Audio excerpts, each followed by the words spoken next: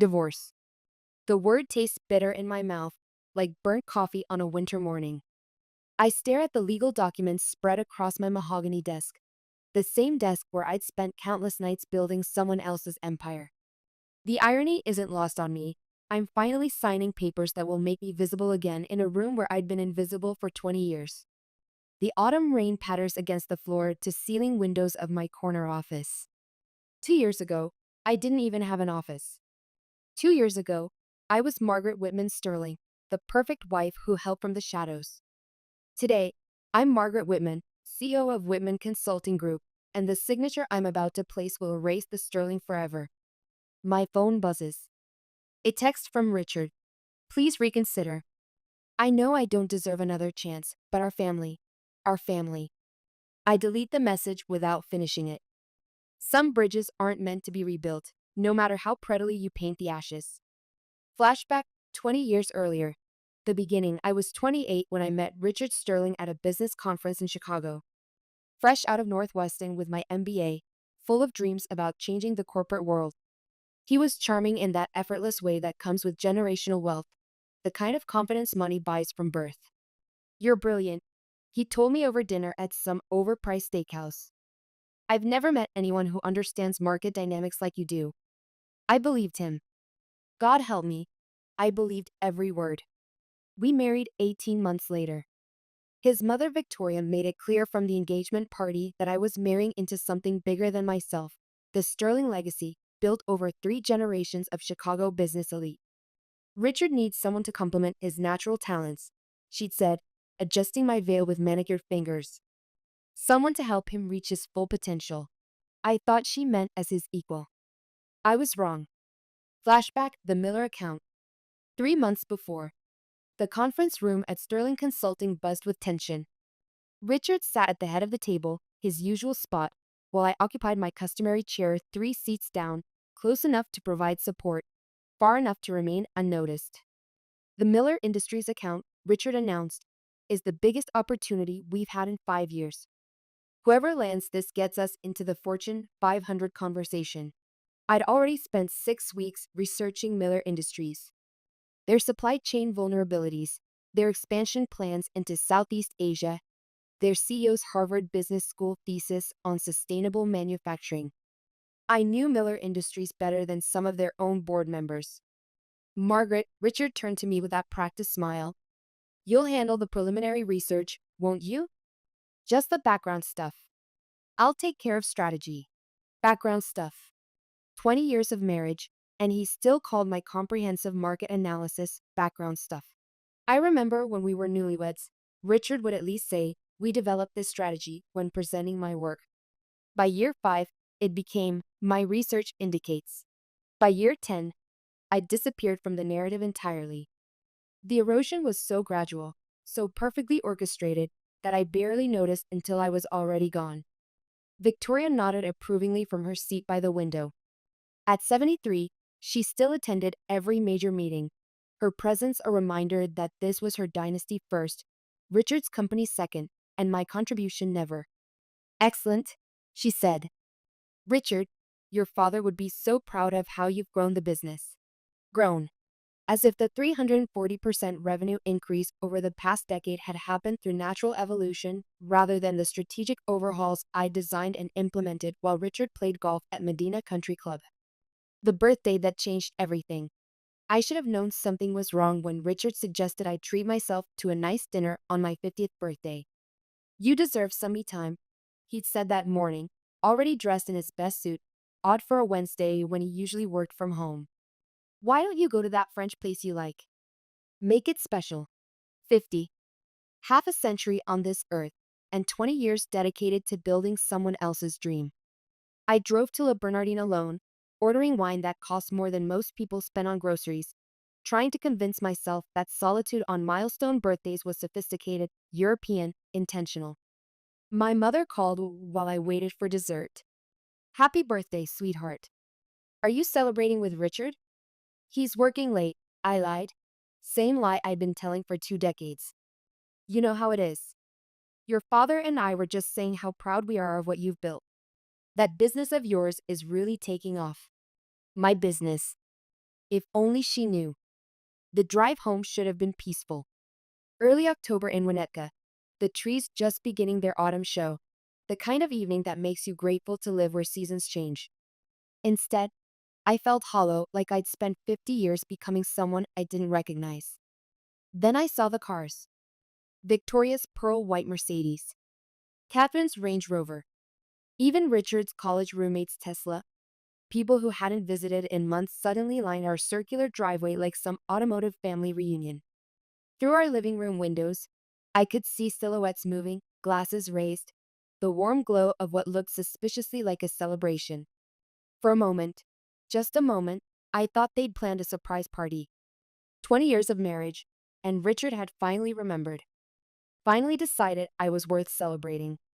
I parked at the end of the driveway, my hands shaking as I applied lipstick in the rearview mirror.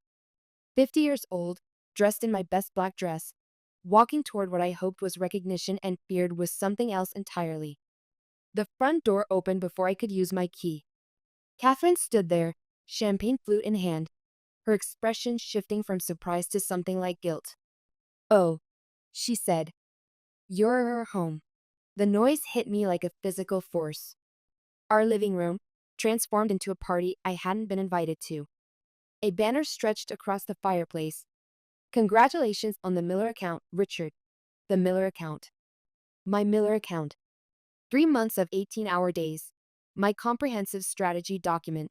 My relationship with their CFO built over dozens of carefully orchestrated lunches and coffee meetings. Richard stood in the center of it all, tie loosened, face flushed with champagne and praise. Victoria had her arm around his shoulders, beaming with maternal pride.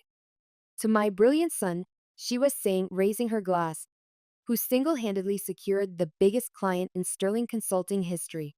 Single-handedly. The word echoed in my head like a slap. I thought of the Sunday afternoons I'd spent at the office while Richard watched football. The client dinners where I'd researched every topic of conversation to help him shine. The strategy presentations I'd written in their entirety, footnoting sources he'd never even read. Single-handedly. Margaret. Richard's voice cut through my thoughts. "You're just in time for the toast. Come celebrate with us." Celebrate. As if I were a guest at my own humiliation. Victoria's eyes met mine across the room, and for a moment, I saw something flicker there, not guilt, but calculation. She knew exactly what this was. What this had always been. "I thought you were at dinner," Richard continued, his voice carrying just enough volume for everyone to hear. "That little birthday thing you mentioned. That little birthday thing. My 50th birthday, reduced to an inconvenient scheduling conflict. It was lovely," I managed, my voice steady despite the earthquake happening in my chest. "I'm glad you're all here to celebrate Richard's achievement." I'd learned to speak in code over the years. Wives of successful men develop their own language, words that sound supportive but carry the weight of everything left unsaid. "Of course we are," Victoria said, finally releasing Richard from her maternal embrace. "Family celebrates family. Though I have to say, we're all quite curious about this mysterious dinner. Anyone special?" The question landed like a perfectly aimed dart. In a room full of people, Victoria had managed to make me feel both invisible and exposed simultaneously. "Just me," I said, celebrating another year of growth. Richard laughed, that easy laugh that had charmed me 22 years ago. My wife and her philosophical phases. "Come on, honey, grab some champagne. We're toasting the future of Sterling Consulting." The future of Sterling Consulting. Built on foundations I'd poured, with strategies I developed, using relationships I'd cultivated. I accepted a glass from the server, another detail I hadn't noticed, the professional catering for the party I wasn't invited to, and raised it with the rest of them. "To Richard," I said, meeting his eyes across the room. "For taking what he needed." The words hung in the air just long enough for him to hear the double meaning, but not long enough for anyone else to catch it. 20 years of marriage teaches you precision. The moment of clarity, I excused myself 20 minutes later, claiming a headache that wasn't entirely fabricated. Upstairs in our bedroom, I sat on the edge of the bed we'd shared for 2 decades and stared at my reflection in the vanity mirror Richard's grandmother had left us. 50 years old. Silver threading through my dark hair, laugh lines around my eyes that had deepened not from joy, but from years of smiling through gritted teeth. I looked like someone's successful wife, someone's supportive mother figure, someone's invisible backbone. But I didn't look like me. I remembered the young woman who'd graduated summa cum laude from Northwestern, who'd had 3 job offers before she even walked across the stage. Where had she gone? When had I traded her ambitions for Richard's, her name for his, her visibility for his success? The party continued downstairs, voices growing louder with each round of champagne. I could hear Richard telling the Miller story, my story, with the practiced ease of someone who convinced himself it was true. The key, he was saying, was understanding their supply chain vulnerabilities in the Southeast Asian market. Once I identified the bottlenecks, the solution became obvious. Supply chain vulnerabilities.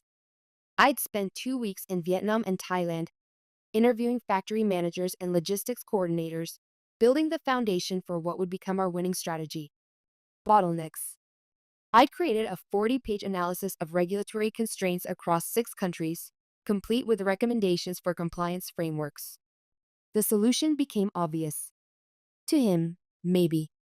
To me, it had required 3 months of 16-hour days and expertise I'd built over 20 years of invisible labor. I pulled out my laptop and opened the Miller file. Page after page of my work, my analysis, my insights.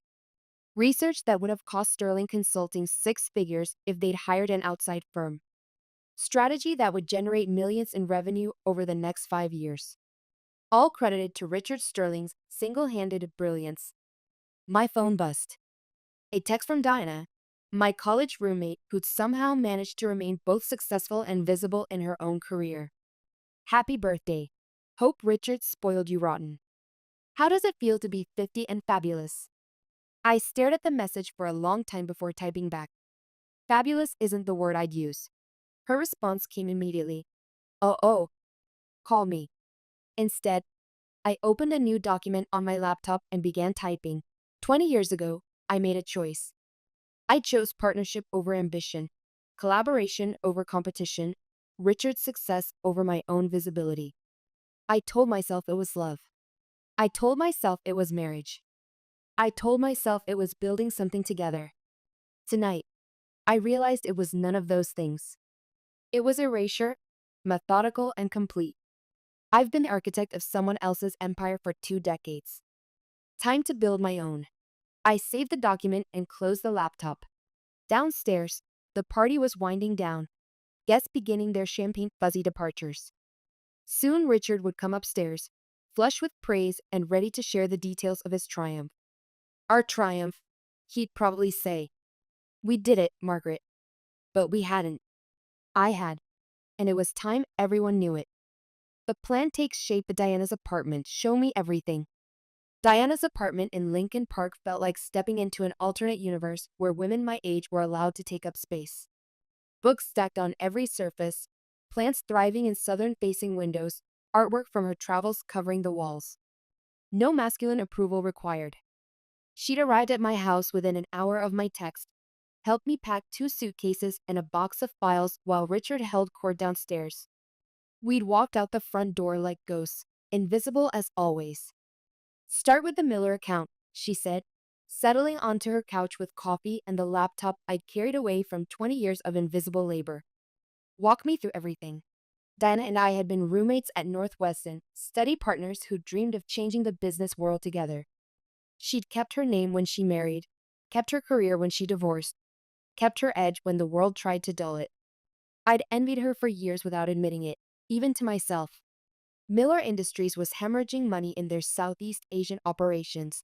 I began, opening the files that represented 3 months of my life. Regulatory compliance failures, supply chain bottlenecks, vendor relationship management issues. And Richard knew this how? He didn't. I spent 2 weeks in Vietnam and Thailand, interviewed 47 people across 6 facilities, documented everything. I pulled up the photographic evidence, factory floors, shipping manifests, regulatory documents in 3 languages. This isn't work you delegate to an assistant.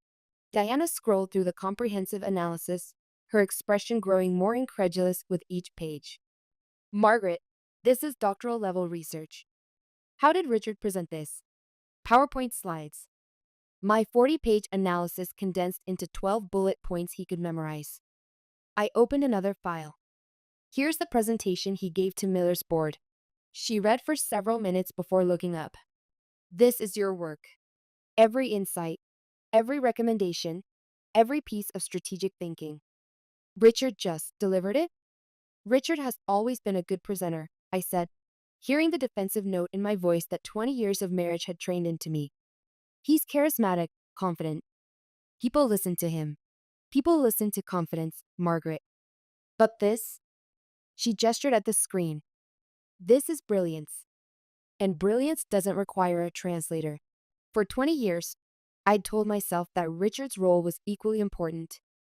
He was the face of our partnership, the voice that commanded respect in rooms where women my age were still fighting for credibility. I'd convinced myself that visibility was less important than impact, that I was the strategic mind while he was the executive presence. But sitting in Diana's living room, looking at my work through her eyes, I saw it clearly for the first time. Richard wasn't translating my brilliance for an audience that couldn't hear women. He was stealing it. My phone had been buzzing constantly since we'd left. Richard, discovering my absence. Victoria, demanding explanations. Catherine, trying to play peacemaker. Let me guess, Diana said, watching me silence another call. They want to know where you went. They want to know where their work product went, I corrected. I took copies of everything, 20 years of strategy documents, client analyses, market research. Everything you created while legally entitled to access it as a key executive of the company. Key executive? I laughed bitterly. On paper, I'm Richard's wife who sometimes helps with projects, which makes their legal position even weaker if they try to claim intellectual property theft. Diana's expression was sharp with possibility. Margaret, do you realize what you have here? I looked at the files spread across her coffee table. 20 years of invisible labor, documented and categorized. Market analyses that had generated millions in revenue. Strategic frameworks that had transformed entire sectors of Sterling Consulting's business. Client relationships that had sustained the company through 3 economic downturns. All credited to Richard Sterling's leadership. I have proof, I said slowly, that I've been the actual brains behind Sterling Consulting for 20 years. You have more than proof, Diana said. You have ammunition, the counter strategy. We worked until 3 in the morning, mapping out 20 years of intellectual property theft with the precision of a military campaign. Diana had always been the strategist between us, the one who thought 3 moves ahead. Now she turned that analytical mind toward dismantling the empire I'd built for someone else. The Miller account is your smoking gun, she said, highlighting key passages in my research documentation. Everything is timestamped, every insight is sourced, every strategic recommendation has your digital fingerprint on it. But Richard's name is on the client contract. Richard's name is on the signature line. Your brain is in every clause. She pulled up the original proposal I'd drafted. Look at this, 47 pages of market analysis, competitive positioning, implementation timeline. Then look at this. She opened Richard's presentation to the Miller board. 12 slides, each one a watered-down summary of my comprehensive analysis. He didn't just take credit for your work, Margaret. He butchered it. And thank God he did, because now we can prove the original thinking was yours. Looking at this side-by-side comparison, I felt something I hadn't experienced in 20 years. Righteous anger. Not the quiet resentment I carried for 2 decades, but clean, clarifying fury. This wasn't about Richard being a good presenter or me being too modest. This was theft, systematic and deliberate. What about the other accounts? I asked. Diana grinned. Let's find out. We spent the next 4 hours documenting a pattern that made my stomach sick with recognition. The Patterson manufacturing turnaround, my supply chain redesign, credited to Richard's innovative thinking. The Hoffman Industries expansion into Latin America, my 6-month market research project, presented as Richard's strategic vision. Account after account, Year after year, my invisible labor transformed into Richard's visible success. 20 years, Diana said quietly, looking at the comprehensive evidence we'd assembled. 20 years of systematic intellectual property theft. My phone buzzed again. This time it was a text from Patricia, my assistant at Sterling Consulting. Mrs. Sterling, Mr. Sterling is looking for you. He seems upset about some missing files. I showed Diana the message. Richards figured out what I took. Good. Let him panic. Diana was typing rapidly on her own laptop. I'm reaching out to some people. What people? Jonathan Morrison, for one. Remember him? Richard's old rivalry from business school? I did remember Jonathan. Brilliant, competitive, the one person who'd ever made Richard feel intellectually inadequate. He'd started his own consulting firm 5 years ago, had been trying to break into Chicago's market ever since. He's been asking around about the real power structure at Sterling Consulting, Diana continued. Apparently, word gets around in our industry about who actually does the work. The idea that people might have always known, that I was the architect behind Richard's success was both terrifying and exhilarating. Terrifying because it meant my invisibility had been a choice, not a necessity. Exhilarating because it meant I wouldn't have to start from nothing. Diana, I can't what? Take credit for your own work? Build something with your own name on it? She closed her laptop and looked at me directly. Margaret, you're 50 years old. How much longer are you going to let Richard Sterling take bows for your brilliance? The question hung between us like a challenge. 50 years old. Half my life spent building someone else's legacy, half my potential buried under someone else's ambition. What would I even call it? I asked. Diana smiled. Whitman Consulting Group has a nice ring to it. The first move at Jonathan's office, Jonathan Morrison's office in the Loop, reflected everything Sterling Consulting wasn't: modern, efficient, and refreshingly free of generational portraits and antique furniture chosen to intimidate rather than welcome. Margaret, he said, standing as Diana and I entered his conference room. I have to admit, I've been hoping for this conversation for years. He was older than I remembered, silver threading through hair that had been dark brown in business school, but his eyes held the same sharp intelligence that had made Richard so competitive 22 years ago. You've been hoping to steal Richard's wife? I asked, settling into a chair that was comfortable rather than historic. Jonathan laughed. I've been hoping to work with the actual brains behind Sterling Consulting. Industry secret. We all know who really runs that company. The casual acknowledgement hit me like cold water. For 20 years, I'd assumed my invisibility was complete, that Richard's reputation as a strategic genius was unquestioned. To learn that people in our industry had been watching, recognizing, waiting. What exactly do you know? Diana asked. I know that Sterling Consulting's transformation over the past 15 years coincides exactly with Margaret's deeper involvement in strategic planning, Jonathan said, opening a folder on his desk.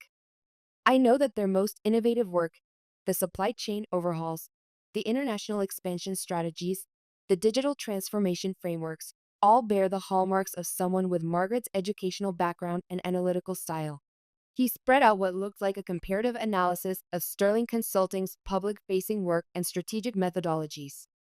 I also know, he continued, that Richard Sterling's pre-Margaret work was competent but unremarkable. Good client management, solid execution, nothing revolutionary. Then suddenly, around 2008, Sterling Consulting starts producing breakthrough strategies that put them in the Fortune 500 conversation. 2008, I said quietly. That's when Richard started asking me to review all major proposals.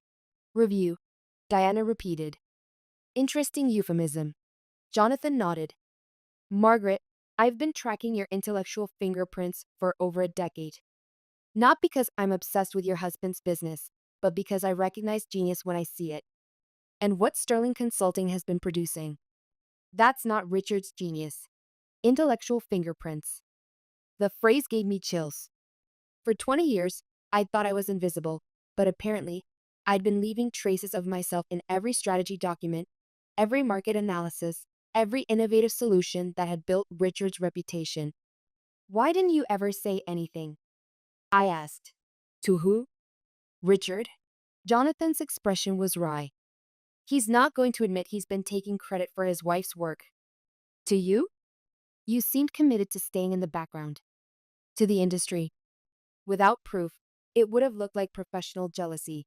And now you're here, in my office, with what I assume is proof. He leaned forward. What do you want, Margaret? I looked at Diana, who nodded encouragingly, then back at Jonathan. I want to build something of my own. With the Miller account as your first client? How did you? Because I've been tracking the Miller situation for months. Richard's presentation to their board was competent but derivative, classic Richard Sterling execution of someone else's strategy. But the underlying research, the market analysis that drove their decision to expand into Southeast Asia, that was next level thinking.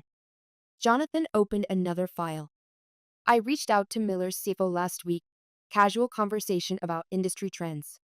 He mentioned being impressed by the deep strategic insight that Sterling Consulting had provided. Said it was the most comprehensive competitive analysis his company had ever received. Richard couldn't have produced that analysis. He'd never spent time in Southeast Asia, didn't speak the languages, had no relationships with the regulatory agencies I'd worked with for months. But somehow, in my mind, I'd still been giving him credit for presentation skills and client management. How long had I been making excuses for intellectual theft? The Miller account wants to expand the engagement, I told Jonathan. Additional markets, deeper strategic support. Richard's been telling them I'm under the weather to buy time. Because he can't deliver what you created. Because he doesn't understand what I created. Jonathan smiled. Perfect. Here's what I'm proposing. Whitman Consulting Group as a division of Morrison Strategic. You get complete autonomy, your own team, significant equity stake. I get the pleasure of watching Sterling Consulting collapse under the weight of its own incompetence. And the Miller account? We approach them directly. Show them who really developed their strategy. My phone buzzed with another text from Richard. We need to talk. The Miller presentation is next week. I showed the message to Jonathan, who grinned. How much time does he have to prepare? 5 days. And how much of your original research does he have access to? None of it. Everything's password protected, and I changed all the passwords before I left. Diana leaned back in her chair. This is going to be beautiful. The legal counterattack. By Thursday morning, Sterling Consulting's lawyers had fired their first shot. A cease and desist letter claiming that I'd violated my employment agreement by taking confidential business information. The irony was so thick I could have cut it with a knife. They're threatening to sue me for stealing my own work. I told Diana as we sat in Jonathan's conference room, reviewing the legal documents that had arrived by courier at 8 a.m.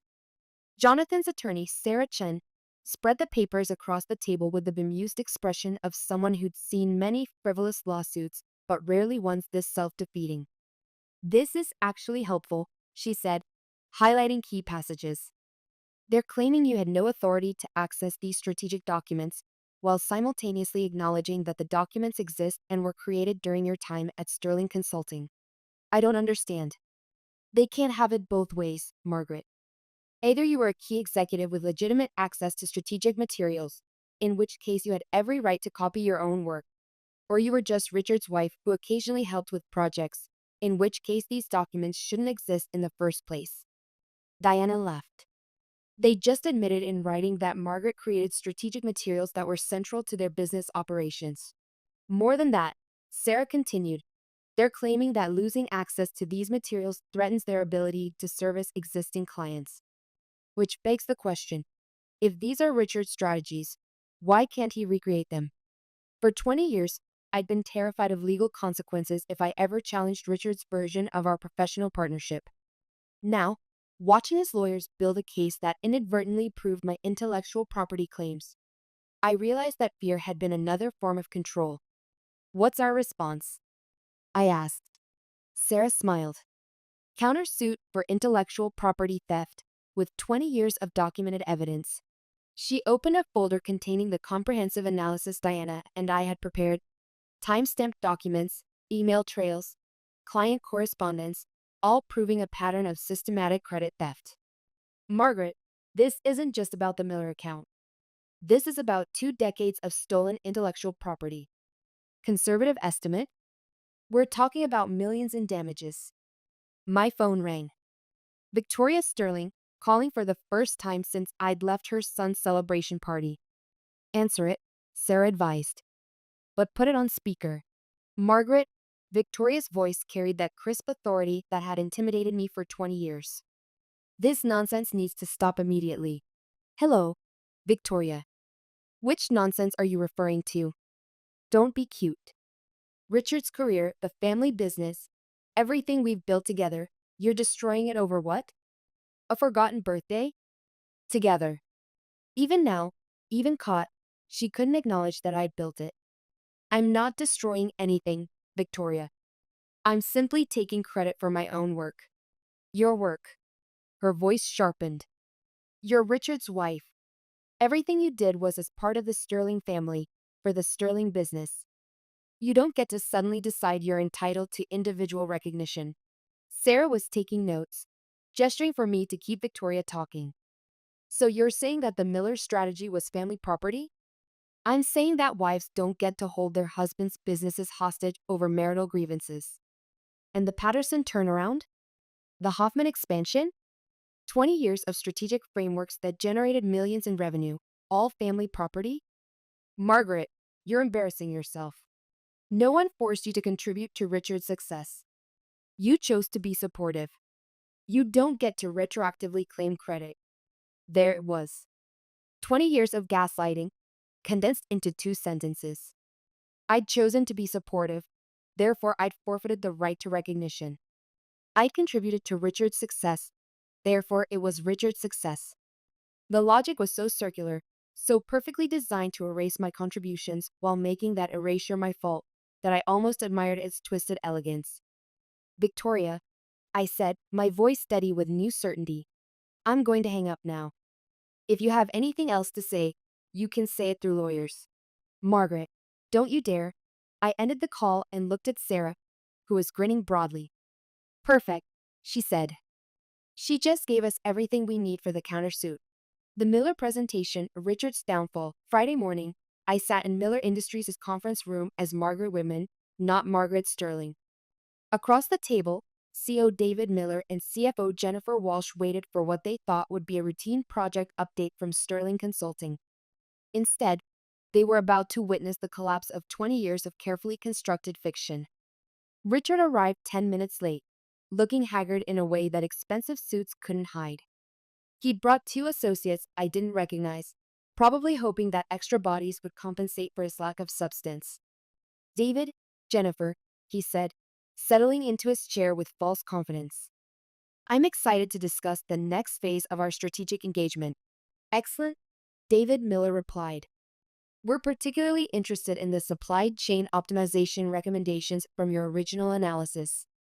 Our board is eager to move forward with implementation. I watched Richard's face carefully. Supply chain optimization had been the cornerstone of my Miller strategy, a 60-page deep dive into regulatory compliance issues across 6 countries. It wasn't something you could fake or summarize. Of course, Richard said.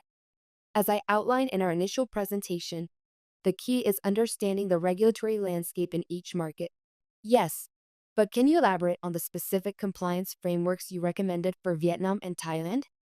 Our legal team needs more detail on the documentation requirements. Richard looked at his associates, who looked back with barely concealed panic. Could you be more specific about which documentation requirements? Jennifer Walsh opened a folder. Your original analysis mentioned Form VAT 301 modifications for textile imports and specialized customs clearance procedures for the Hanoi Economic Zone. Our operations team needs implementation timelines. I'd spent 3 days in Hanoi, working with customs officials to understand those exact procedures. It had been exhausting, technical work that required language skills and cultural sensitivity that Richard had never developed. Right, Richard said, stalling. Those specific requirements. Perhaps we should schedule a follow-up meeting where I can bring our full implementation team. Richard, David Miller's voice carried a note of concern. This was supposed to be the implementation meeting. You've had 3 months to develop these frameworks, and we have developed them. It's just that my lead researcher, Margaret, is temporarily unavailable due to health issues. Health issues. 20 years of marriage, and he was still making me disappear. Jennifer Walsh looked confused. I'm sorry, who is Margaret? My, my wife. She sometimes assists with research projects. The room fell silent. I could see David Miller processing this information, that Sterling Consulting's most comprehensive strategic analysis had been produced by Richard's wife, who was now having health issues that prevented the firm from delivering on their commitments. Mr. Sterling, Jennifer said carefully, are you telling us that your wife was the primary analyst on our account? No, of course not. I'm the lead strategist. Margaret just helps with background research. Background research. 47 interviews across 6 countries, condensed into background research. Then you should be able to answer basic questions about your own analysis, David Miller said, his voice cooling. Let's start simple. What's the current duty rate for synthetic textiles imported from Vietnam under the EFTA agreement? Richard looked like a deer caught in headlights. It was a specific detail from page 37 of my analysis, the kind of information that required specialized knowledge of trade agreements and tariff schedules. I'd need to verify the exact percentage, he said. It's 0.7%, Jennifer said. According to your own analysis. A detail that seems important enough for the lead strategist to remember. The meeting deteriorated rapidly from there. Question after question revealed the depth of Richard's ignorance about work he claimed to have produced. Supply chain logistics he couldn't explain. Regulatory requirements he'd never researched. Implementation timelines based on relationships he'd never built. 45 minutes later, David Miller stood up. Richard, I think we need to reassess our engagement with Sterling Consulting. It's becoming clear that there may be some confusion about who actually developed our strategic framework. Richard's face had gone pale. David, I can explain. I think you've explained enough. Jennifer Walsh was already closing her folders. We'll be in touch about next steps. After they left, Richard sat alone in the conference room for 20 minutes, staring at notes he couldn't read and strategies he'd never understood. I knew because Patricia texted me. Mr. Sterling is still in the Miller conference room. He looks like he's going to be sick. For 20 years, I'd protected him from moments like this. I'd made sure he never had to face a room full of people asking questions he couldn't answer about work he hadn't done. I'd been his invisible safety net, catching him every time his incompetence threatened to show. Not anymore. The aftermath Miller Industries calls. The call came Monday morning at 9:17 a.m. Jennifer Walsh, direct and professional. Ms. Whitman, this is Jennifer Walsh from Miller Industries. We need to talk. I was in Jonathan's office, finalizing paperwork for Whitman Consulting Group's official launch. The timing couldn't have been more perfect. Of course. What can I do for you? We've done some research over the weekend. It appears that you were the primary analyst behind the strategic framework that Sterling Consulting presented to us. Is that accurate? That's accurate. And you're no longer with Sterling Consulting? I'm launching my own firm. Whitman Consulting Group. A pause. Then, would you be available for a meeting this afternoon? David and I would like to discuss transitioning our engagement to your new firm. Transitioning our engagement. Not starting over, not renegotiating terms. Transitioning, as if they'd always known they were working with me rather than Richard. I'd be delighted. 3 hours later, I sat across from David Miller and Jennifer Walsh in the same conference room where Richard had humiliated himself. But this time, I wasn't invisible. Let's be direct, David said. We hired Sterling Consulting because of the quality of strategic thinking in your initial analysis. Now we discover that the person who did that thinking is no longer available through Sterling Consulting. Which puts us in an awkward position, Jennifer added. We've got a multi-million-dollar expansion plan based on your research, and Sterling Consulting clearly can't support implementation. I opened my laptop, pulling up the comprehensive Miller files I carried away from 20 years of invisible labor. I understand your concern. Here's what I'm proposing. Whitman Consulting Group takes over the Miller engagement immediately.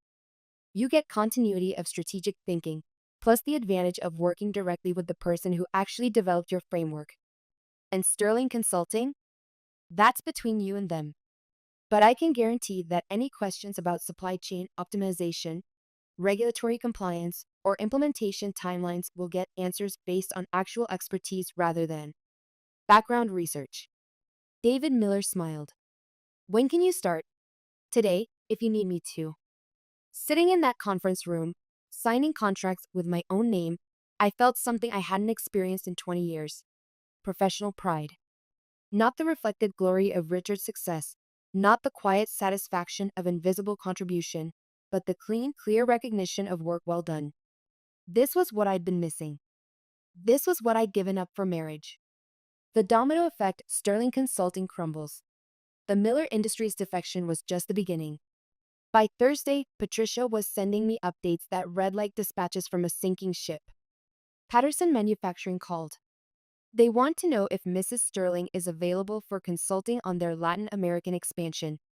Hoffman Industries is reassessing their strategic partnerships. They asked specifically for your contact information. 3 more clients have requested meetings with senior management. Mr. Sterling keeps saying you're temporarily unavailable due to health issues. Health issues. Even as his world collapsed, Richard was still making me disappear. The final straw came Friday afternoon. Patricia's text was brief but devastating. Mr. Sterling just called an all-hands meeting.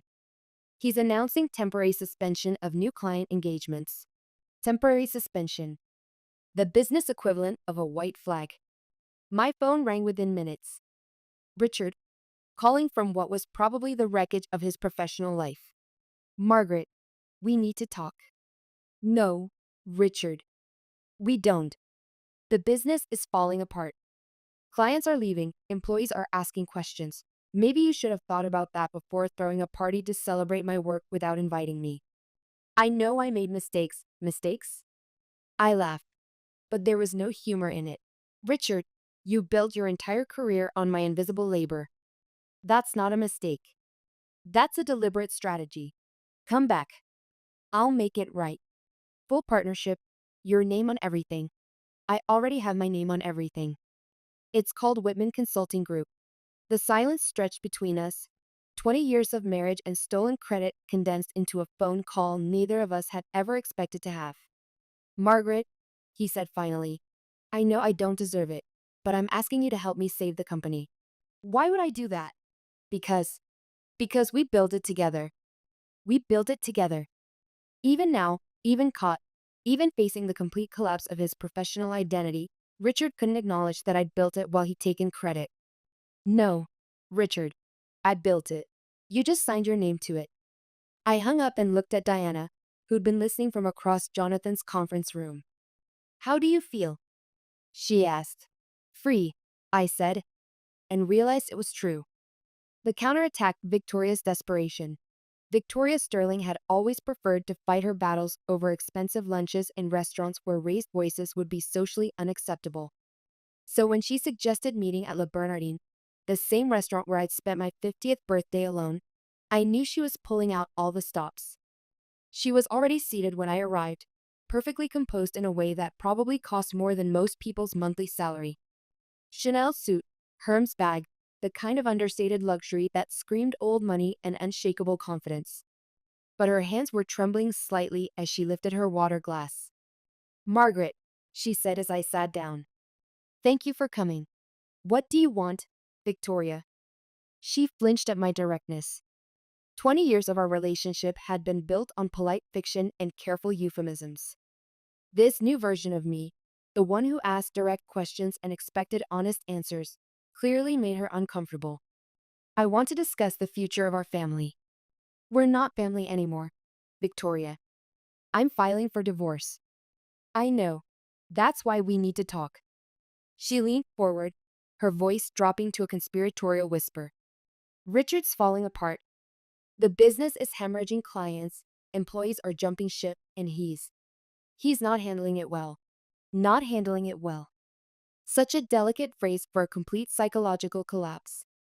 That's not my problem. It is if you have any feelings left for the man you married 20 years ago. I studied her face, looking for traces of the woman who'd welcomed me into the Sterling family with such calculated warmth. She was still beautiful at 73, still commanding in that effortless way that comes with generational wealth. But there were cracks now, lines of worry around her eyes, a tightness in her voice that suggested desperation barely held in check. The man I married 20 years ago was a lie, I said. Richard Sterling, strategic genius and successful businessman? That person never existed. I created him. Victoria's mask slipped for just a moment, revealing something ugly underneath. You created nothing. You supported your husband's career, as wives do. You don't get to claim credit for Richard's success just because your marriage is ending. Richard's success was my success, Victoria. Every strategy, every client relationship, every innovative solution that built Sterling Consulting's reputation, that was my work. Your work as his wife, as part of our family. There it was again, the circular logic that had trapped me for 20 years. My contributions only counted when they benefited Richard, and they only benefited Richard because I was his wife, and being his wife meant forfeiting any claim to individual recognition. I have documentation, Victoria. 20 years of emails, strategy documents, client correspondence, all proving that I was the actual architect of Sterling Consulting's success. Her composure cracked further. You can't possibly think that would hold up in court. Actually, I can. My lawyer says it's one of the strongest intellectual property theft cases she's ever seen. Victoria set down her water glass with shaking hands. What do you want? I want you to stop calling me. I want Richard to sign the divorce papers. I want Sterling Consulting to acknowledge publicly that their strategic frameworks were developed by someone who's no longer with the company. And in return? In return, I don't pursue damages for 20 years of stolen intellectual property. The silence stretched between us, punctuated only by the quiet murmur of other diners who probably had no idea they were witnessing the end of a dynasty. Margaret, Victoria said finally, there's something you don't know. Something about Richard's intentions. She pulled out an envelope, sliding it across the table with the practiced discretion of someone accustomed to managing family secrets. Inside were printed emails, dozens of them, spanning several months. Richard's correspondence with his ex-girlfriend Rebecca, discussing divorce plans and asset protection strategies. She's become too integral to the business operations, read one message. Victoria thinks we should wait until after the Miller deal closes before making any moves. The Patterson account was worth $3.2 million last year, and that was mostly her work, read another. We need to figure out how to protect the client relationships if she leaves. Rebecca, I love you, but we have to be smart about this. Margaret's not just my wife. She's the brains behind the whole operation. If we move too fast, we could lose everything. I read through email after email, each one more damning than the last. Richard discussing divorce strategies with his ex-girlfriend while I worked 18-hour days on the Miller analysis. Victoria advising patients until they could secure the intellectual property. Both of them calculating how to discard me while keeping the work that had made them wealthy. Why are you showing me this? I asked, my voice steadied despite the earthquake happening in my chest. Because I stopped him, Victoria said. When I found out about Rebecca, about his plans to leave you, I put an end to it. I protected you, Margaret. Protected you. Such an interesting way to describe keeping me trapped in a marriage so they could continue stealing my work. You protected the business, I said. You knew Richard couldn't function without me, so you made sure I stayed. I made sure our family stayed together. Your family, Victoria. Your business. Your legacy. I gathered the emails, evidence of 20 years of manipulation disguised as marriage. Thank you for these. They'll be very helpful in the divorce proceedings. Margaret, wait. But I was already standing, already walking away from the table where Victoria Sterling sat surrounded by the wreckage of her carefully constructed fiction. For 20 years, I'd believed in the narrative they'd created. Loving husband, supportive wife, successful family business built on partnership and mutual respect. Now I saw it clearly. It had been a prison disguised as a palace, with me as both the architect and the prisoner. The final confrontation in Richard's last stand. Richard was waiting outside my new office building when I left work that Thursday. 6 months had passed since I'd walked out of his birthday party, and he looked like he'd aged years in the interim. His suit was wrinkled, his usually immaculate hair needed cutting, and there were dark circles under his eyes that suggested he hadn't been sleeping well. Success had always made Richard look younger than his age. Failure was having the opposite effect. "We need to talk," he said, falling into step beside me as I walked toward my car. "No, we don't. About the emails Mom showed you. About Rebecca." I stopped walking and turned to face him. "What about them, Richard? I never sent them. Those messages you saw, I drafted them, but I never sent them. Mom found them in my deleted folder." Even now, even caught with documented evidence of his betrayal, Richard was trying to minimize the damage. "I never sent them," as if the thought wasn't as damaging as the action. "So you only plan to divorce me while stealing my work. That's supposed to make me feel better?" "I was scared," he said, running his hands through his unkempt hair.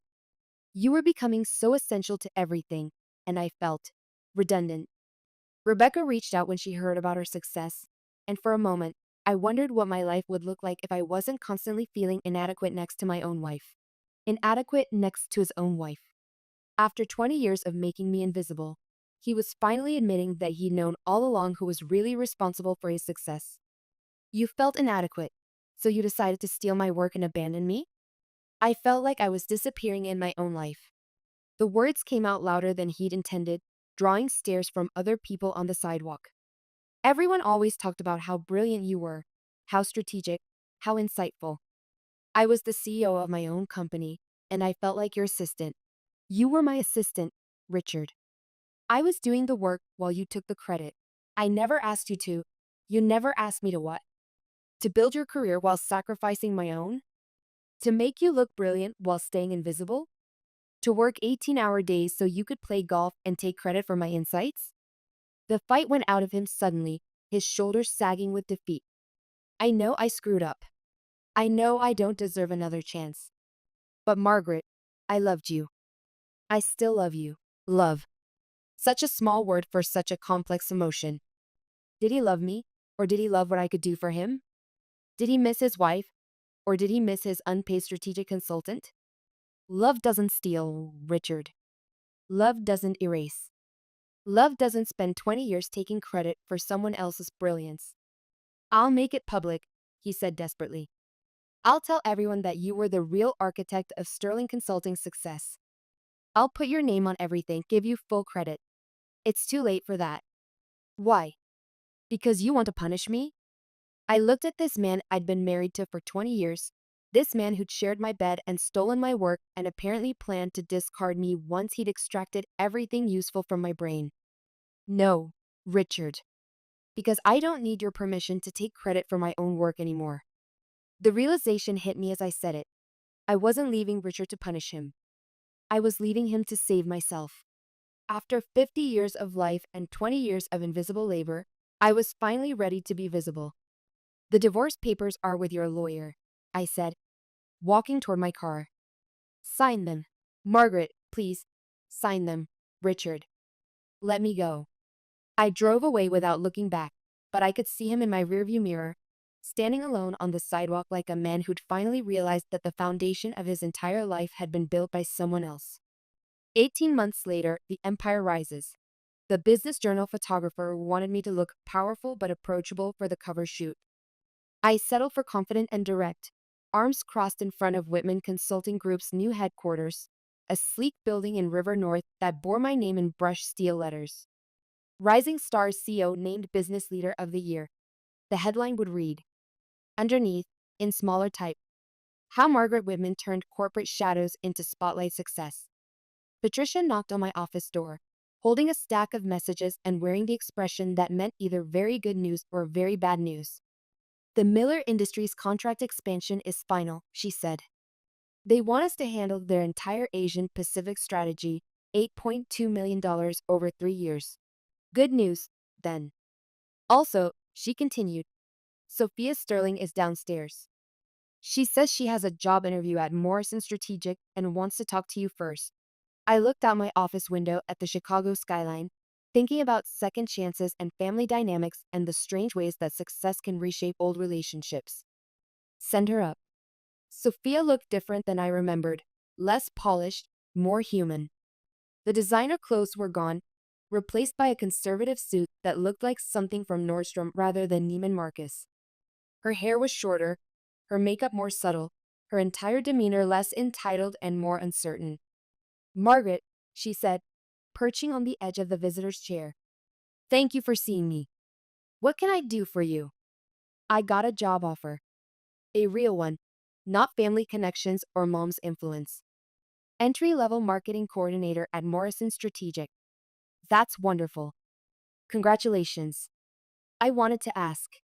She twisted her hands together, a nervous gesture I'd never seen from the confident woman who'd once treated me like hired help. I know how things ended with our family, and I know I wasn't. I wasn't always fair to you. If you tell Jonathan not to hire me, he won't. I studied her face, looking for traces of the woman who'd watched her mother and brother take advantage of me for 20 years. What I saw instead was someone who'd lost everything and was trying to rebuild, not unlike myself 18 months ago. "Why should I help you?" "Because you taught me something," she said, straightening her spine with visible effort. "When Mom went to jail and Richard's business collapsed, I realized I'd been living in their shadow just like you were. The difference is, you did something about it, Sophia, in someone else's shadow." It had never occurred to me that Victoria Sterling's influence might have been as stifling for her daughter as it had been for her daughter-in-law. "What exactly would you be doing at Morrison Strategic?" "Basic marketing support. Social media coordination, event planning, client communications. Nothing strategic or high level." "And you'd be okay with that?" "Starting at the bottom, no family connections, no shortcuts?" She nodded firmly. "I want to earn something for myself." "Like you did." I opened my laptop and began typing. "I'm sending Jonathan an email about you." Sophia's face fell, probably expecting me to torpedo her chances out of justified revenge. "I'm going to tell him exactly who you are and what your family did to me," I continued. "And then I'm going to tell him that you came here today, asking for nothing but a chance to prove yourself, just like I once needed." Tears welled in her eyes. "Really?" "Really. But Sophia, don't waste this opportunity." "I won't," she promised, standing up. At the door, she paused. "You know, Richard kept your birthday card on his desk until they cleared out the office. The one you left the night you walked out. I think he finally understood what he lost." After she left, Patricia brought in coffee and the afternoon's client reports. Whitman Consulting Group had grown from a desperate escape plan to a $20 million business in 18 months. We had 37 employees, offices in 3 cities, and a reputation for strategic thinking that attracted clients from across the country. More importantly, we had my name on the door. My phone buzzed with a text from Diana. "Saw the Business Journal article. Drinks tonight to celebrate?" I smiled, looking out at the city's skyline that had become my domain rather than my prison. "Absolutely. We're celebrating visibility." Epilogue 2 years later. The charity gala was held in the ballroom of the Palmer House, the same hotel where Richard and I had held our wedding reception 22 years ago. But tonight, my name was on the invitation as the host, not as someone's wife. The Margaret Whitman Foundation for Women's Economic Empowerment, the banner read, hanging above tables filled with Chicago's business elite, many of whom had known me for years without ever really seeing me. I stood at the podium, looking out at an audience that included former clients, current competitors, and several familiar faces from my previous life. Richard wasn't there. He'd moved to Seattle after the divorce was finalized, trying to rebuild some version of a career that didn't depend on stolen intellectual property. Victoria was serving the second year of her sentence for financial fraud and embezzlement. But Sophia was there, sitting at the Morrison strategic table in a dress she'd probably saved for months to afford, looking proud and nervous and genuine in a way I'd never seen during our family years. 2 years ago, I began. I was invisible. Not physically, of course. I attended meetings, gave input, contributed to strategic decisions. But professionally, intellectually, I was invisible. My work was attributed to others. My insights were credited to someone else. My 20 years of expertise disappeared into the success of a man who'd learned to take bows for performances he'd never given. The audience was quiet, listening with the focused attention that comes when someone speaks uncomfortable truths about familiar dynamics. Tonight, we're launching a foundation dedicated to making women's economic contributions visible, to ensuring that the architects of success get credit for the buildings they design, to supporting women who want to step out of the shadows and into the spotlight of their own achievements. Applause filled the ballroom, genuine and sustained. In the audience, I could see faces of women who understood exactly what I was talking about: the invisible wives, the uncredited contributors, the shadow architects of other people's empires. The Margaret Whitman Foundation will provide seed funding for women starting their own businesses, legal support for intellectual property disputes, and professional development for women transitioning from invisible contributions to visible leadership. Because sometimes, I concluded, the best revenge isn't destroying your enemies.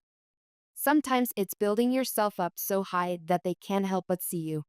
After the formal program ended, people approached me with congratulations, business cards, and stories of their own invisible labor. Women who'd built their husbands' practices, developed their company strategies, managed their family's investments, all without credit, all without recognition, all without the simple acknowledgement that their work had value. Margaret, a familiar voice said behind me. I turned to find David Miller, CEO of Miller Industries, holding 2 glasses of champagne. Congratulations on the foundation. And on the Business Journal cover. We're proud to have been your first client. Thank you, David. How's the Southeast Asian expansion going? Exactly as you predicted. Your supply chain optimization framework saved us $12 million in the first year alone. He handed me one of the champagne glasses. To working with the real architect instead of the front man. We toasted, and I felt something I'd been missing for 50 years. The clean, clear satisfaction of recognition earned rather than stolen. Patricia appeared at my elbow. The foundation board wants to meet with you about the scholarship program. And there's a reporter from Forbes who'd like to interview you about women in consulting. Schedule both for next week, I said, then noticed her hesitation. What else? Richard called. He wanted to congratulate you on the foundation launch. I considered this information, thinking about the man who'd shared my life for 20 years and my work for longer than that. What did you tell him? That you were busy building your own empire. I smiled, looking around the ballroom filled with people celebrating not just my success, but the principle that success should be visible, credited, and owned by the people who actually create it. Perfect response, I said. Later that night, alone in my penthouse apartment overlooking Lake Michigan, I opened my laptop and began writing. Dear women in the shadows, you know who you are. You're the strategic mind behind your husband's business success. You're the uncredited co-author of your colleagues' breakthrough research. You're the invisible architect of your family's financial security. You've been told that recognition is less important than impact, that credit is less valuable than contribution, that visibility is less meaningful than results. You've been told wrong. Your work has value. Your insights have worth. Your contributions deserve recognition. And you deserve to step out of the shadows and into the light of your own success. It's never too late to become visible. It's never too late to claim credit for your own brilliance. It's never too late to build something with your name on it. The Margaret Whitman Foundation exists to help you make that transition. From invisible to visible. From shadow to spotlight. From someone else's success story to your own. Because sometimes the best revenge isn't about destroying your enemies. Sometimes it's about building yourself up so high that they can't help but see you, even if they're looking up from rock bottom. And sometimes, the greatest gift you can give yourself is the power to write your own story. Visibly yours, Margaret Whitman CEO, Whitman Consulting Group founder, the Margaret Whitman Foundation. I saved the document and closed the laptop. Outside my windows, Chicago glittered in the darkness, a city full of shadows and light, invisible contributions and visible success. Tomorrow, I would continue building my empire, not by tearing others down, but by lifting myself and other women up. Tonight, I would simply enjoy the view from the top of a mountain I'd built with my own hands. bearing my own name, casting my own shadow in the spotlight I finally claimed. The invisible woman had become impossible to ignore. She's the CEO of the company. It's hers. All of it. The words hung in the air like a death sentence. I watched my sister Victoria's face drain of color as she stared at the private investigator's report in her trembling hands. Around us, 85 people, our entire extended family, sat in stunned silence at my grandmother Helen's anniversary party. Victoria had planned this moment for months. Her grand revelation, her public execution of the sister she'd always seen as a failure. Instead, she was reading proof of my success to a room full of people who'd spent 3 years believing I was nothing.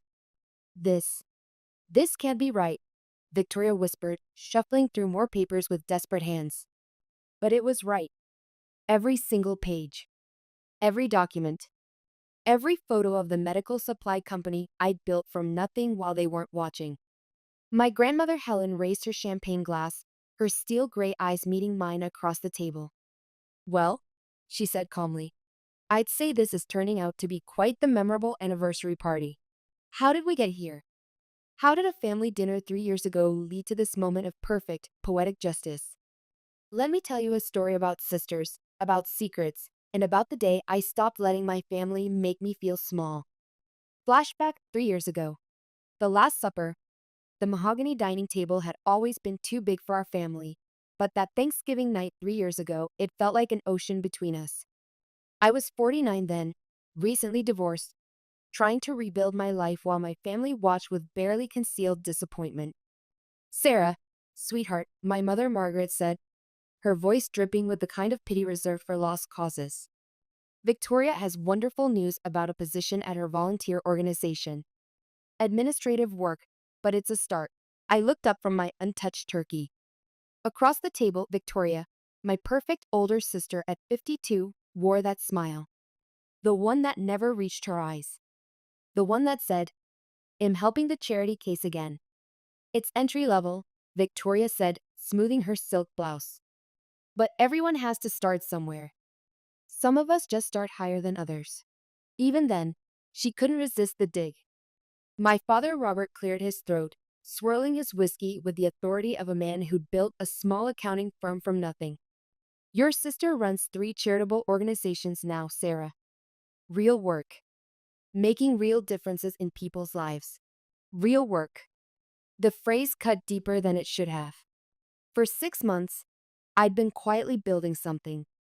Working 18-hour days in a cramped office above Mrs. Chen's bakery, developing software to help small medical practices manage their supplies more efficiently. I have worked, Dad, I said quietly. The medical supply consulting, playing with computers, he interrupted, the dismissal swift and brutal.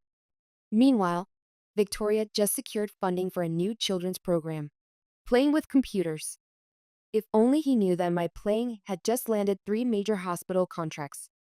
Victoria leaned forward, her voice honey-sweet with concern. Sarah, I know the divorce was hard. Moving back to town, struggling to find your footing. But this position would give you structure. Purpose.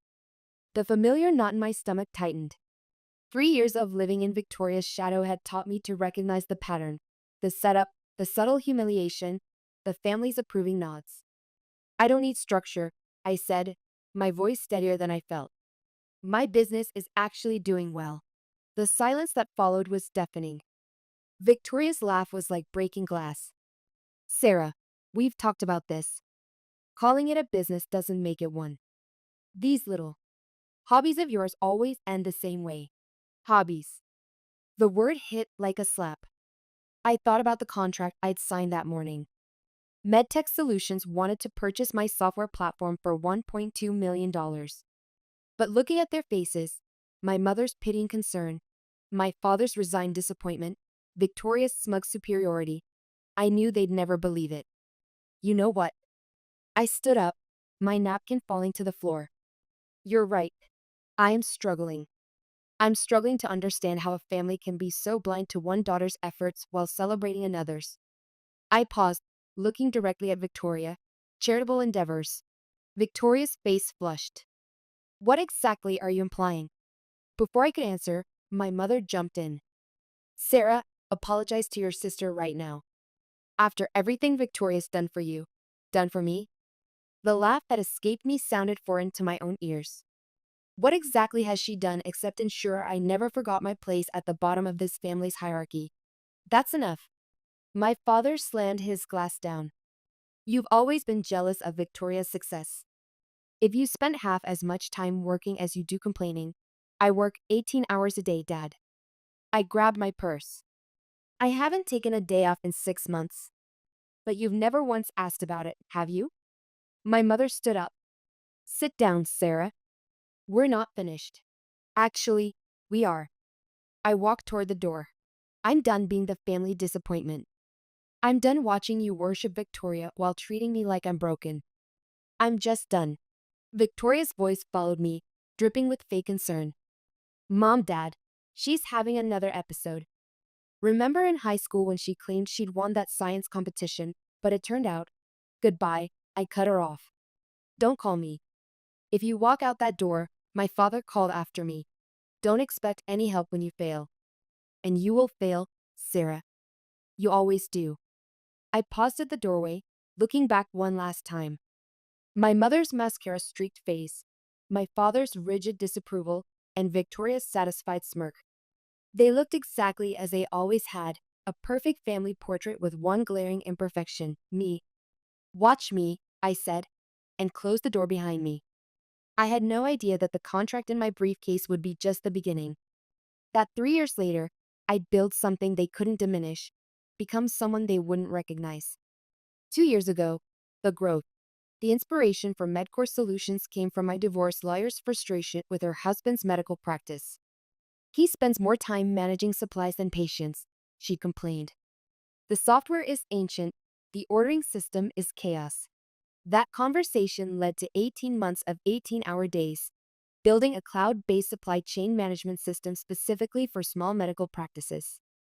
By the time of that disastrous Thanksgiving dinner, I had 12 clients and was grossing $300,000 annually. But I didn't tell my family. Victoria's voice echoed in my head. Starting over isn't as easy at our age.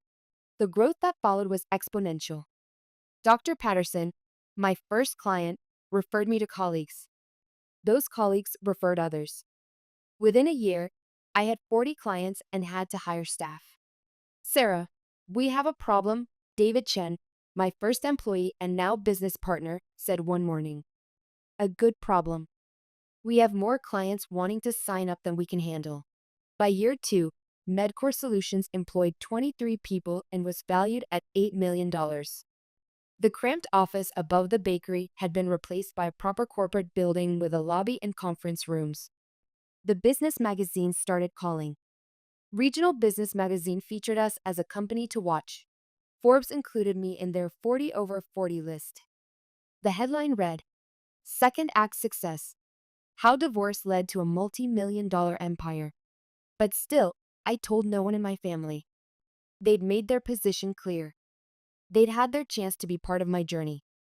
6 months ago, the investigation begins. The first sign of trouble came from building security. Ms.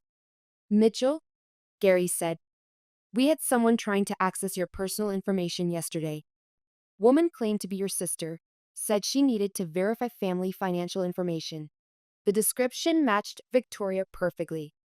That afternoon, my cousin Emma called with more details. Victoria's been asking weird questions about your business. She seems to think you're lying about something. What kind of questions? Whether I'd ever seen your office, whether I knew your clients, whether I thought you were really making money. Emma paused. Sarah, she hired a private investigator. A private investigator. Victoria was so convinced of my failure that she was willing to pay professionals to prove it. She's planning to present her findings at Grandma Helen's anniversary party next month, Emma continued. She's telling everyone she's going to save the family from your deception. The irony was perfect. Victoria was investigating me for fraud while I had evidence of her actual crimes.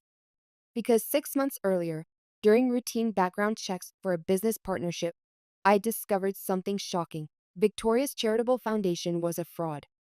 She'd been embezzling money for 2 years, skimming funds meant for children's programs to maintain her lifestyle. I'd kept the information to myself, unsure what to do with it.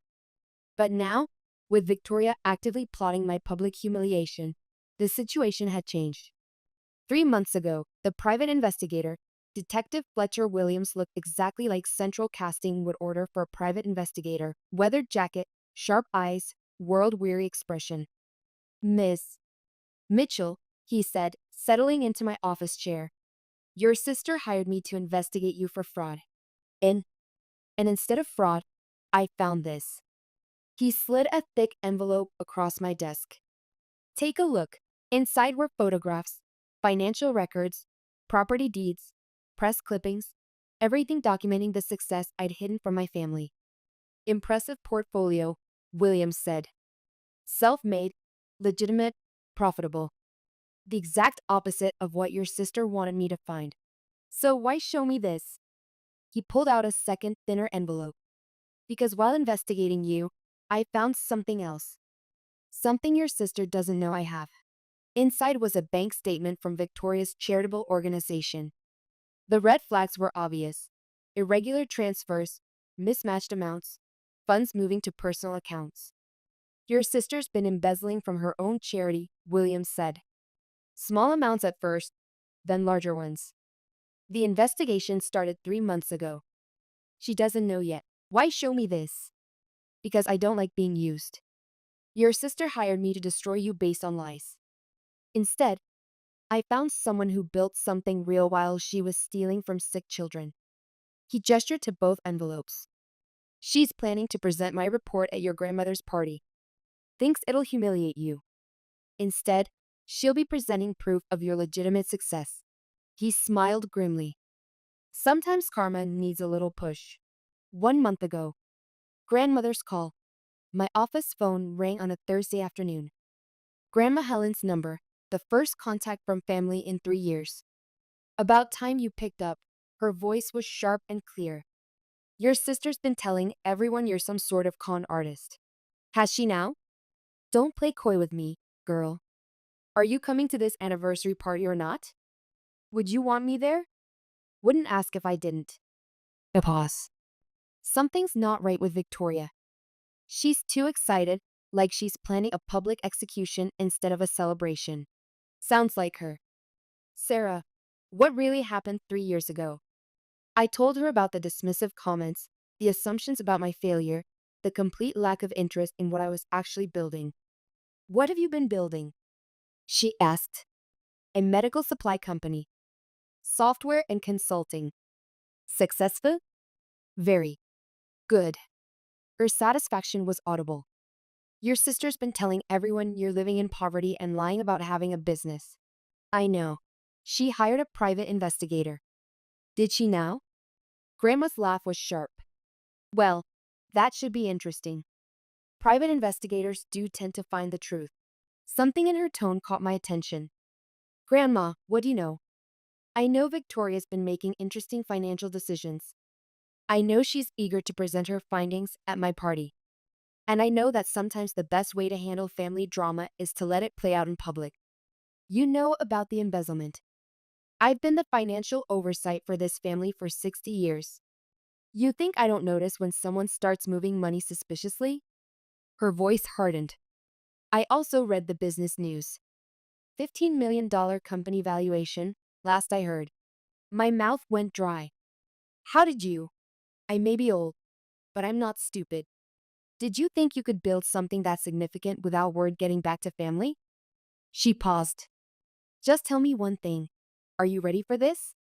For Victoria's attack?" "I think so." "No. For the fallout. Because when this is over, nothing in this family will be the same."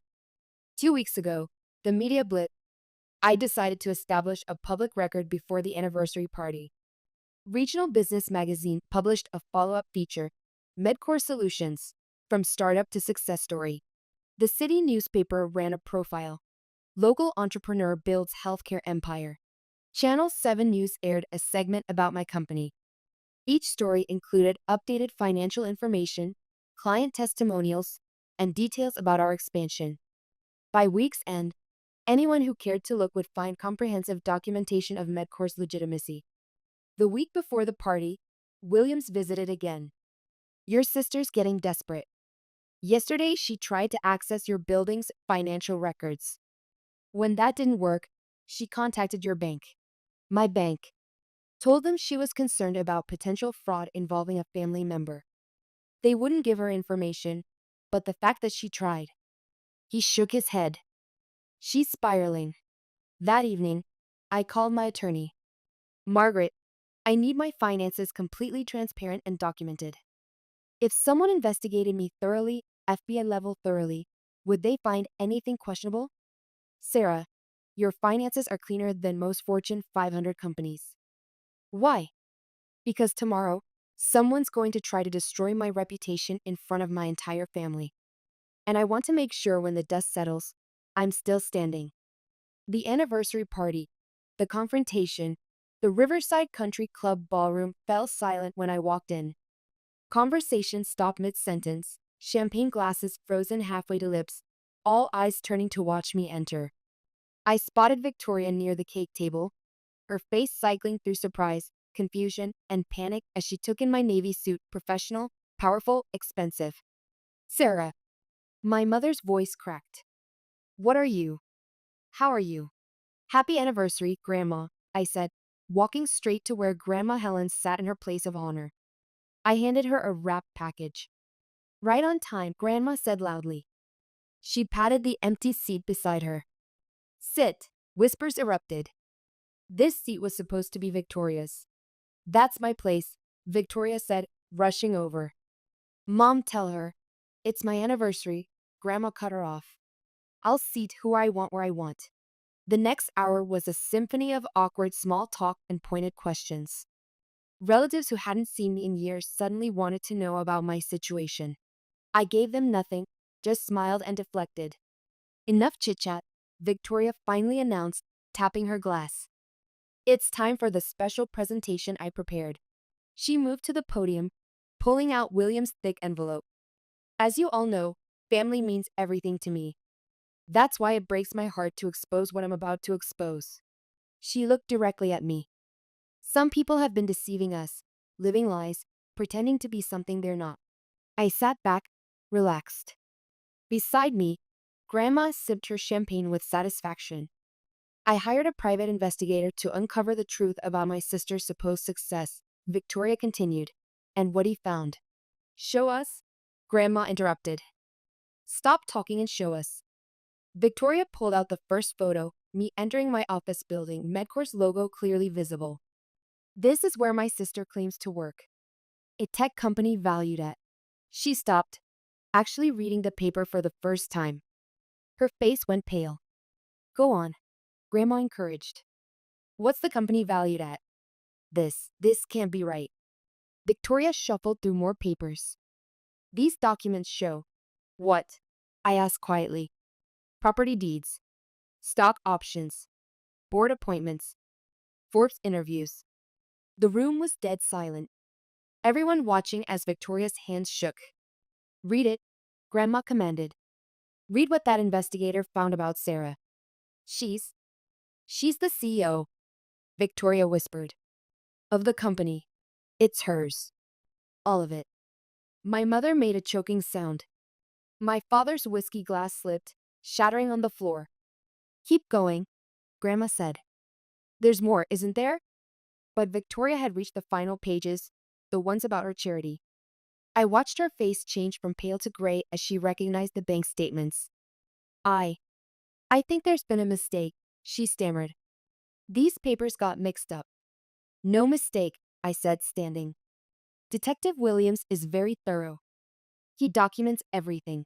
I pulled out my own envelope, including unauthorized transfers from family trust accounts. You had no right, Victoria shrieked. Like you had no right to steal from children's charities? The room erupted. Relatives demanding explanations, my mother crying, my father trying to reach Victoria as she backed away. Enough. Grandma's voice cut through the chaos. She stood, commanding attention. Victoria wanted to expose the truth? Well, congratulations. She did. just not the truth she expected. Victoria looked around wildly, seeing our family's faces transformed from shock to understanding to judgment. Then she ran, straight out of the ballroom, leaving her damning presentation behind. Grandma picked up her champagne glass. "Well," she said calmly, "I'd say this is turning out to be quite the memorable anniversary party. And we haven't even had cake yet." The aftermath. Truth and consequences. The silence after Victoria's exit lasted 12 seconds before my mother found her voice. "This is your fault," she shrieked, pointing at me. "You set her up. Did I force her to hire a pie? Did I make her steal from her charity?" "There must be an explanation," my father said. Victoria wouldn't. Wouldn't what? Lie. Steal? Try to publicly humiliate her sister? I looked around the room. Or are you having trouble accepting that your failure daughter built something real while your perfect daughter was committing crimes? Uncle Robert walked over to examine the scattered papers. "These bank statements." "Helen, are these legitimate?" "Completely," Grandma replied. "I've been monitoring Victoria's organization for months. The financial irregularities were concerning." "You knew?" My mother whispered. "I was waiting for the right moment. Sometimes truth has more impact when people discover it themselves." Emma appeared beside me. "Sarah, I can't believe. $15 million? The company's valued at $15 million. My stake is somewhat less." The crowd fragmented into smaller groups, relatives processing what they'd witnessed. Some approached with awkward apologies. Others avoided eye contact. My phone buzzed. A text from an unknown number. "Ms. Mitchell, this is Detective Reynolds with the DS office. We need to speak about Victoria Mitchell's activities." A commotion at the entrance drew everyone's attention. Detective Williams walked in, followed by two federal agents. "We're looking for Victoria Mitchell," one agent announced, showing his badge. "We have a warrant." "She's not here," my mother whispered. "We know. We arrested her in the parking lot 10 minutes ago." The room erupted again. Through it all, Grandma sat calmly, watching with satisfaction. I walked over and sat beside her. "How long have you known about your success?" "Since the Forbes article." "About Victoria's embezzlement?" "Since I requested an audit 6 months ago." She smiled. "I was waiting for the right moment to let both truths come to light." "Why didn't you warn me?" "Because you needed to handle this yourself. You needed to stop hiding from people who never deserved your consideration." Her eyes met mine. "Are you angry?" I thought about the public humiliation, the family drama, the destruction of damaged relationships. "No, I'm grateful. For the first time in my life, everyone knows exactly who I am. And who your sister is. That too." Epilogue. 6 months later. My office phone rang on a Tuesday morning. The caller ID showed a familiar number. "Hello, Mom." "Sarah." Her voice was smaller than I remembered, worn down by 6 months of legal proceedings and family recriminations. "How are you?" "I'm well. The company's doing better than ever. We just opened offices in 2 new states." That's wonderful." I saw the article in the business magazine." We were both quiet for a moment. Victoria was serving 18 months in federal prison for embezzlement and fraud. My parents had sold their house to help pay restitution to the family she'd stolen from. "Sarah, I need to say something. Your father and I, we were wrong. About everything. About you. About Victoria. About what success looks like." Her voice cracked. "We failed you as parents." "You did," I agreed. "But that's not my problem anymore. I know. I know you don't owe us anything. But I wanted you to know. We see you now. Finally, we see you." After I hung up, I sat looking out my window at the city skyline. The same view that had graced magazine covers. The same view my family never believed I owned. David knocked and entered. "The Hartwell acquisition is final. Congratulations, you're now worth $22 million. I smiled, thinking about that Thanksgiving dinner 3 years ago. About Victoria's smirk when she'd offered me the charity job. About my father's dismissive wave when he'd called my work playing with computers. Any regrets? David asked. I thought about my family, fractured and forever changed. About Victoria, learning what it felt like to lose everything. About my parents, finally understanding the daughter they dismissed. No, I said finally. No regrets at all. My phone buzzed with a text from Grandma Helen. Family dinner Sunday? Just the two of us. I'm making pot roast. I typed back. I'll be there. Some relationships were worth salvaging. Others had taught me everything I needed to know about my own strength. 3 years ago, I'd walked out of a family dinner feeling broken. Today, I was walking into the future as exactly who I'd always been. Someone who built something real while others built facades. The truth, as Grandma had said, has a way of coming out, usually at exactly the right moment.